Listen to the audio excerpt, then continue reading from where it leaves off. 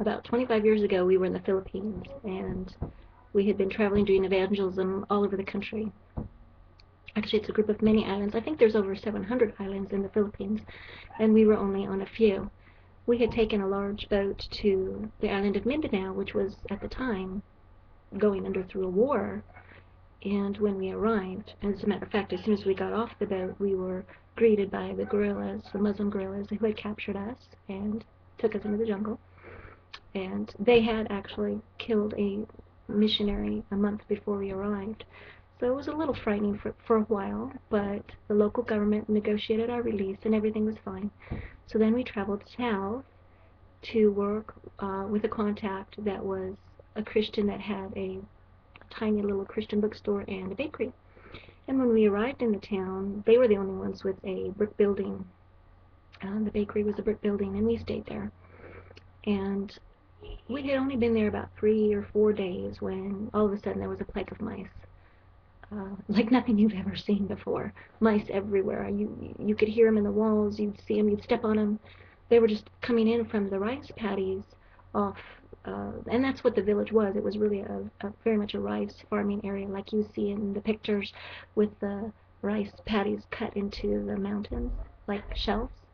It was gorgeous. It was beautiful. It was green. Well, all these mice were coming in from the rice fields, and in the night it was the worst. It was hot and humid, and John would sleep on the top of his sleeping bag because it was so hot, and you could hear him in the middle of the night as the mice would crawl on his body.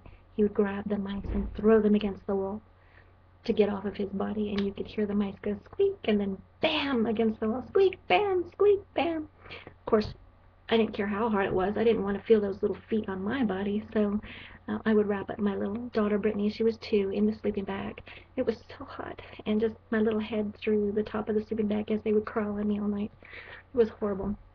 Well, a typhoon came. See, the animals know, and of course they were coming to escape the typhoon. Well, this typhoon hit, and we actually got the full force of the whole thing. We went through the eye of the storm, and after the eye of the storm, which is the quiet, there's the blast of the second half of the storm, and it was at that time that we saw just all the huts and shacks just completely explode, and we saw, things flying through the air. I saw a cow fly. No one should see a cow fly. It was horrible and very sad. And so after this hits, there's no radio, there's no clinic, there's no hospital, there's no telephone, there's nothing. Now there is a little bit more warning, but back then there was no warning. Everyone was taken by surprise. So after the storm, and it's still just raining a little bit, you come out and there's just mud and stuff stuck everywhere, and people are looking for family members. So there was trying to help and find people and help people. And we were also trying to leave the city because we were supposed to be heading back to Luzon, which is the main island, the capital island, to catch our flight to Thailand, which was our next stop, and then we were going on to China. And so we were kind of in a hurry to leave, and I think it was a couple of days after the typhoon hit that our daughter didn't wake up in the morning. She was so sick. It just hit her suddenly in the night. She had had a high fever, and she was a little delirious, and then there was nothing, like a coma. And we pick up our little baby, and we don't know what to do. What do you do? There's no doctor, no hospital, no 911.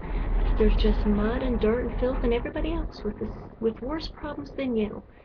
And we're walking around. What do we do? What do we do? And end of part 1.